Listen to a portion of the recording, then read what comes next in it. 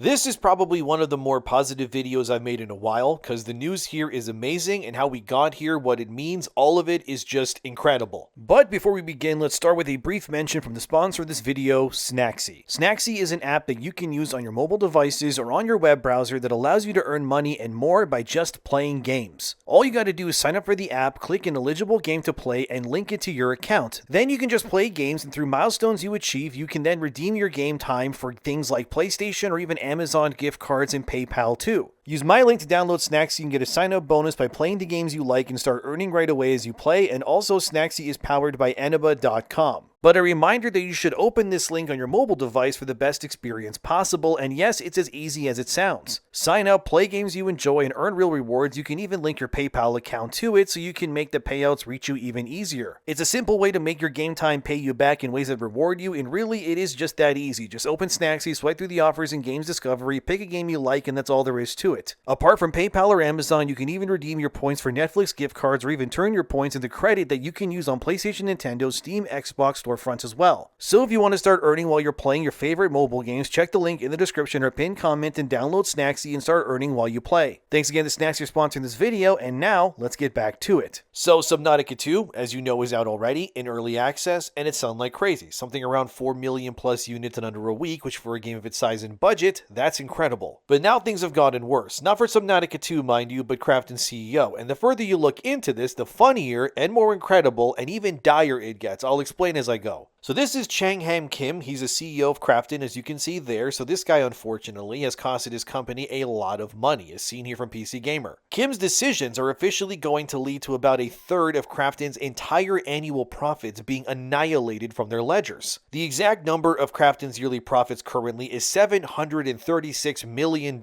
So what happened? Well, you see, Kim tried to ruin Subnautica 2's development by firing the original creators of the game in 2025. If you remember, this was all tied to the projected bonus that was meant to come from the development team and the creators of Subnautica if they hit certain milestones. What was originally promised to release in 2025, Krafton ended up delaying the game to 2026 against the wishes of Unknown Worlds, the makers of Subnautica. What this ended up doing was causing a massive legal battle. As TheGuardian.com reported here, during these legal proceedings, it was discovered that the CEO was using ChatGPT of all things to figure out a way to get out of paying Unknown Worlds their $250 million bonus. As the court ruling detailed, as you can see here, in 2025, it was pretty much confirmed that, yes, Subnautica 2 was ready to release in early access, and would likely hit its milestones to reach that $250 million bonus that was promised to the developers and creators. Kim, however, the CEO, delayed the game, even though he knew it was ready, simply to ensure that the game would not release in 2025. In doing so, this would, void the contract, and then Krafton could keep that $250 million bonus to themselves. Apparently, according to the documents, Kim, the CEO, felt that Krafton was being taken advantage of in this situation, which in retrospect, that does not seem to be the case. The fact that people were eager to play Subnautica 2 speaks volumes. I mean, again, go look at its player numbers on Steam alone, and the fact that it sold over 4 million units in a single week. ChatGPT, according to the legal documents as seen here, suggested the idea of something called Project X to Krafton, a way for them to swindle Unknown Worlds, and as it says there, buy them time during all of this to figure out how to get out of the $250 million contract buyout. As The Guardian stated here about ChatGPT's plans to Krafton CEO, ChatGPT outlines specific actions, including a communication strategy focused on fan trust, securing publishing rights over Subnautica 2, and preparing systematic material of legal defense. Over the next month, Krafton followed most of ChatGPT's recommendations, and as they continued here, the judge ended up rejecting Krafton's claim that the developers and creators were unable to meet the demands of Krafton. Because they could and were, the problem was Krafton just didn't really want to pay him in the first place, but this is where it gets good. So the game came out, it did what it did, and it made a boatload of money. It ended up actually making too much money, but the problem here is that, as we all know, most games, especially single-player ones, tend to make the majority of their money in their first month, usually anyway, so that 4 million copies sold is the fan base showing up and supporting the game. Not because of Krafton, mind you, but obviously to support Unknown Worlds. Because it turns out, as of now anyways, Krafton hasn't actually made much of anything off Subnautica 2 at all yet, so circling back to the original part of this video, how Krafton just lost a third of its profits, well, it turns out that's exactly what ended up happening. Because a part of this deal between Unknown Worlds and Krafton is that the developers would be paid up front, meaning their $250 million bonus would be tied to the initial release, which happened, of course. And the exact numbers are kind of wild too. It turns out that for every $1 that Krafton makes off Subnautica 2, they are legally required to pay the creators and the developers of the game $3.12 per dollar that they make. Yeah, you heard that right, which is, man, I can just imagine how angry the people at Krafton are probably right now. The initial part of the deal also outlined that Subnautica 2 would need to make somewhere around $69 million in its first month in sales to be eligible for that $250 million payout bonus. Well, it turns out once you factor in Valve's 30% platform cut, which is, mandatory to sell on Steam, that Subnautica 2 roughly made somewhere near $84 million in profits with those 4 million units sold, and by the way, that wasn't in a month either. It only took Subnautica 2 a week to reach this number, which means that the game has now officially hit the required amount needed to now be eligible for the developers and the creators to get their payouts that they are owed. Which, I mean, who would have thought the most wishlisted game on Steam's entire platform up until now would manage to almost make $100 million in profits in just under a single week. As Alinea Analytics reported here in May this year, Subnautica 2 did in fact surpass $100 million in profits in under a week, which, if you are the Krafton CEO, you are turning into the Joker right now reading this. Imagine having to pay the people you hate and wanted gone $3.12 for every single dollar that you make. Fellas, I would dye my hair green and start hiring goons to take over Gotham if that happened to me. I would become a supervillain overnight. As Alinea Analytics details here, Subnautica 2 did indeed hit its targets, and this number doesn't factor in exactly how much Krafton was paid by Microsoft to put the game on Xbox Game Pass either. That number is also very, very high. But as of now, I can't say if the developers or the creators benefit from the Game Pass sale. I would imagine they do, but since I don't know for sure, I'm not going to state that as fact. Despite this, apparently, Alinea stated that Xbox users at least bought Subnautica 2 themselves somewhere in the 100,000 units area, which is, low for a game like this, but again, it's on Game Pass, so that makes sense. They also stated that about 2.4 million people have accessed the game over Xbox, Windows, and Cloud, meaning the players' numbers for Subnautica 2 is somewhere currently around 6 million and growing. This means overall that about 8%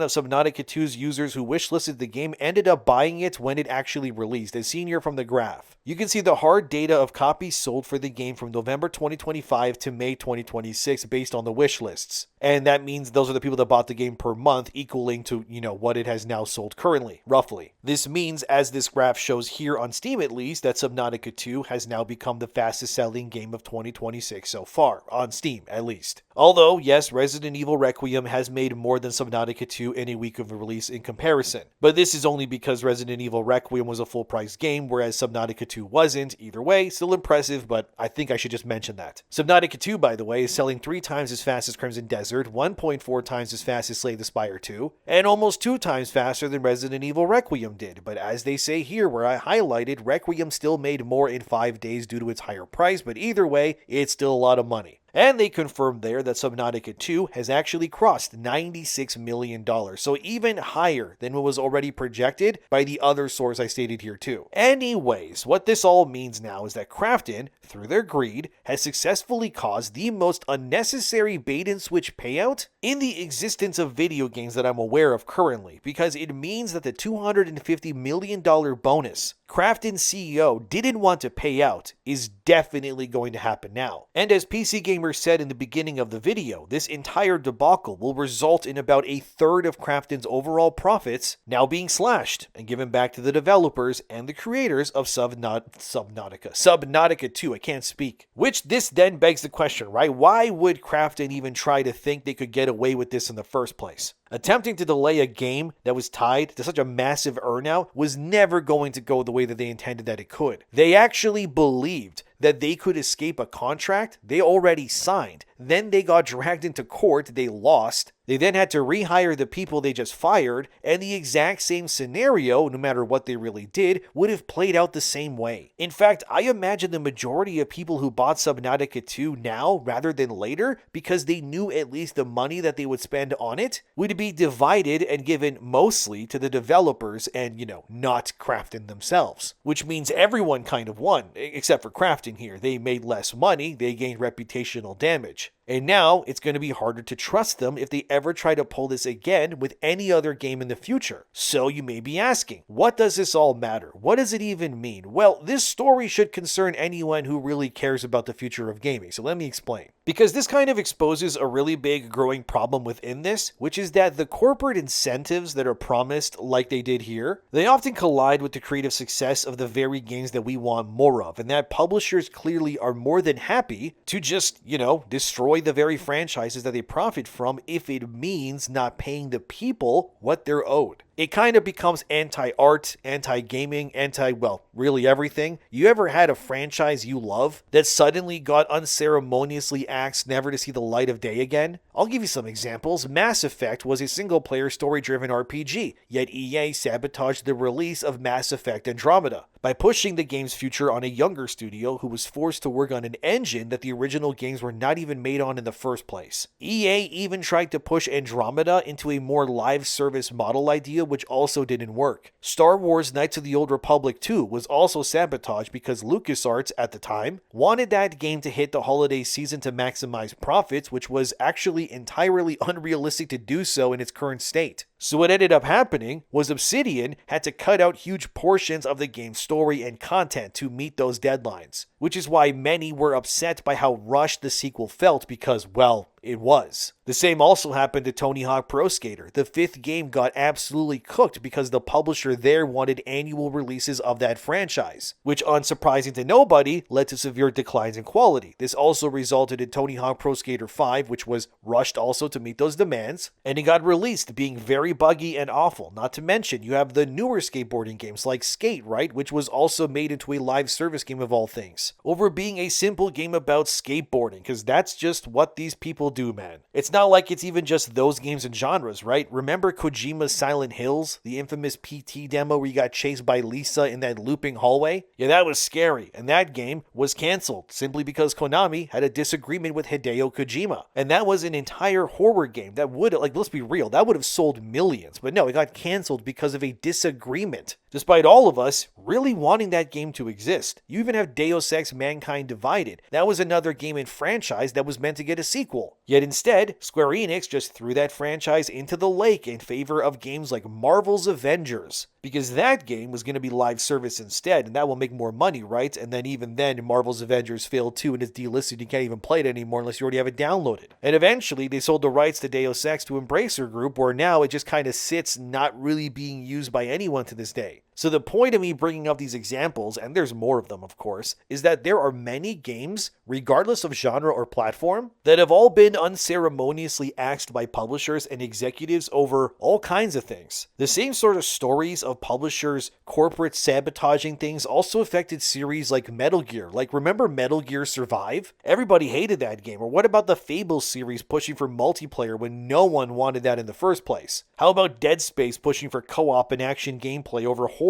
in Dead Space 3, which effectively ended that franchise for a long time? Or sometimes publishers just don't even care about the creativity even when it works. Like, go look at Toys for Bob. They're owned by Activision Blizzard. They did the Crash Bandicoot and Spyro trilogy remasters and all of that, which sold well, by the way. And you're probably wondering, well, why aren't they making new Spyro and Crash games then? Oh, right. It's because Activision forced them to become a support studio for Call of Duty Warzone for the rest of time. Didn't you know that? Because what we need more of is Call of Duty. We don't care, apparently, about Crash Bandicoot or Spyro anymore. This is kind of what I mean. There's lots of things that have been destroyed over money and greed, and the art of what makes these games cool doesn't really matter to a lot of these people in power, and it kind of shows. Subnautica 2 was pretty much going to be the next game added to that pile that was meant to be torn to shreds for parts and then left in the graveyard, but thankfully, at least now anyways, it won't be. This is why the story is important, because you just saw how Krafton pretty much admitted that they would be perfectly fine gutting Unknown World for all that it was worth, destroying Subnautica as a franchise entirely, as long as it meant they didn't have to pay anything to anyone but themselves. That's really what you should take away from all of this, because in case you don't know, Krafton acquired Unknown Worlds in 2021, and part of that acquisition was that if revenue targets were met, the founders and such would be entitled to that additional compensation. That's really the whole reason why this happened in the first place. And it made sense at first, right? You make a successful game, you gotta hit your targets, you get paid, everybody wins. But as seen here in 2025 from The Verge, Krafton tried to sabotage that release for money anyways, right? And that should scare you, because it means that what happened here, though it worked out in the end thankfully, could happen again to anyone else. The idea that a franchise that you love could be burnt down to cinders over greed alone, that is horrifying. Like I said, when was the last time you had a real new actual Metal Gear Solid game? Alright, like what, it's been over 10 years and then some? Because Kojima left and he's likely never going to do that again. How long has it been since we had another true Mass Effect game? It's almost 10 years now. This is why this is so important for people to understand, because of how high the stakes can get here, and how easily this can all go really wrong. And this is why this story is not just about Subnautica, really. It's about incentives. The only reason that we have this happy ending is because one judge in a court ruled that Ted Gill, that's one of the creators of Subnautica, would be reinstated as CEO of Unknown Worlds, and that the earn-out period would also be extended, despite Krafton's interests. That is the only reason why we're here today celebrating this victory, and the fact that Krafton was pretty much spending more time finding out how to destabilize and ruin a high-performing franchise like this, instead of giving them more resources or support, or just giving you a cool game to play because you love that franchise. That's everything, man. It's not really about the trust eroding between you or the people who made Subnautica. This isn't their fault. This is all about the trust between you and the people who hold the keys to these franchises. The real issue isn't really even the $250 million bonus. Well, unless you're the Krafton CEO, then it is. It's really what the situation represents, right? That gaming publishers, since the dawn of the industry, have always told developers you have to make successful games or you're fired, you need to take risks, you need to build up these communities and make them love you, create this lasting franchise, and then deliver us results on top of that show that this is all working as intended. So you got to do all of this, an almost impossible feat for many, right? You got to gather up all these people, they pour years into these games. And when the developers succeed and actually make something that hits all of those targets and then some, like it overperforms, and they still try to destroy it anyways. Like, that's a dangerous message to send to everybody, because studios and developers and even players, we need to believe that when there is success, that should actually be rewarded. Because if developers start believing that contracts become battles, right, the moment that they're actually going to be worth honoring, what incentive or message does that create in the future then? Like, what does that even say? This entire thing, it feels like a symptom of a larger disease that's infected everything to some degree already. These corporate guys are starting to view all games, no matter what genre or size or clout or whatever, as spreadsheets first. All they seem to care about is engagement metrics, quarterly reports, revenue projections, and sure, okay, those do matter, I admit. Businesses, I know, need to make money. But when this all becomes more important than the creative people that are making the games, which, let's be real, this industry wouldn't even exist in the first place without those people making the cool things to be sold to you. I mean, something has to give, man. Like, we all noticed that. This is how the trust disappears. I mean, let's be real. Would you today buy another game from Krafton as a publisher, knowing what they did or tried to do, I guess, with Subnautica 2? Who's not to say that they won't find a way in the future to somehow sabotage like a Subnautica 3 or whatever other big game they managed to get under their heel too, right? Like, I'm not saying that Krafton itself is inherently evil. Some people there seem to be, but either way, unfortunately, the acts of one will reflect the many in this case. We've seen way too many developers making games they clearly do not want to make at all. Like, why was Rocksteady, the makers of Batman Arkham, doing a Justice League game starring Task Force X with loot boxes and stuff like that? Why was Babylon's Fall something that Platinum Games made when it was nothing like their previous games? Marvel's Avengers falls in this category too, even to some degree Fallout 76 even. It's like it just keeps happening, right? Like, look at Sony right now. How many live service games have they pitched or made that failed or didn't even come out in the first place. Why are these studios being forced to make things that they don't want to make? It's cause of the same dangerous mindset that Krafton had with Subnautica. These games deserve better, as do you. These games wouldn't even exist unless these developers made them in the first place, yet instead they're just being torn apart like they're a tree bearing fruit on it. And these publishers and executives are just like tearing off any fruit that they can, no matter how ripe it is, because they just don't care. They just want it. They want as much as they can get, regardless of whether it's ready or not, right? They're too thirsty for money. Subnautica is lucky at least that it has a thriving community behind it, which is no thanks to what Krafton has done, of course. And Subnautica 2 succeeding should have been a simple celebration, right? A franchise came back and whatever, and people showed up, and it sold, the studio won, the publisher won, everybody should be happy. Instead, now the entire conversation surrounding that game is dominated by the lawsuits, the executive decisions, the allegations of corporate sabotage. It feels more like the story of Subnautica is like Unknown Worlds and its fans dodged a nuke when they should be having a party instead, you know what I mean? And that says a lot more about where modern AAA is heading itself. Because when a company's first reaction to success appears to be figuring out how not to pay for it, something has gone seriously wrong. Can we agree on that one at least? Like, the good news is the audience ultimately decided the outcome in this instance. People bought the game, and if the reports are accurate, Subnautica 2's success has now made the very payout Krafton was fighting almost impossible to avoid, which is good to see. It means that in the end, the game won, and that is the best outcome this story could have had. But it doesn't mean that this is how this sort of story is always going to end, right? Like, we dodged the bullet this time. But the next shots are already being loaded and lined up. What good is this industry if every single time a cool game gets made, we have to flip the coin like we're Two-Face in Gotham, wondering what side it's going to land on? Are we going to get a cool game this time, or is Mr. CEO going to nuke it from orbit and obliterate everything so that he can go on 5 more vacations this year? Wow, I love video games so much, guys. It's not at all in a place that is worrying. No, not at all. And honestly, I think this is the part that many executives still won't understand about this story, which is that the outrage surrounding the situation isn't just coming from legal filings. It is coming from the players, guys. We've seen this pattern repeat way too many times, especially when it comes to acquisitions. As an audience, be real. How many times have you seen something you like be acquired by another company or something else and thought to yourself, well, how long until they ruin this one, you know? You're not cynical for thinking that way either. Like, that's legit, man. It's not wrong to think that. Because yeah, it happens way too often. Go look at Bethesda after Microsoft, even Activision Blizzard or Bungie with Sony. It's just mess after mess after mess. It leaves a terrible impression. Every developer in the industry is likely watching situations like what happened with Subnautica because they have to,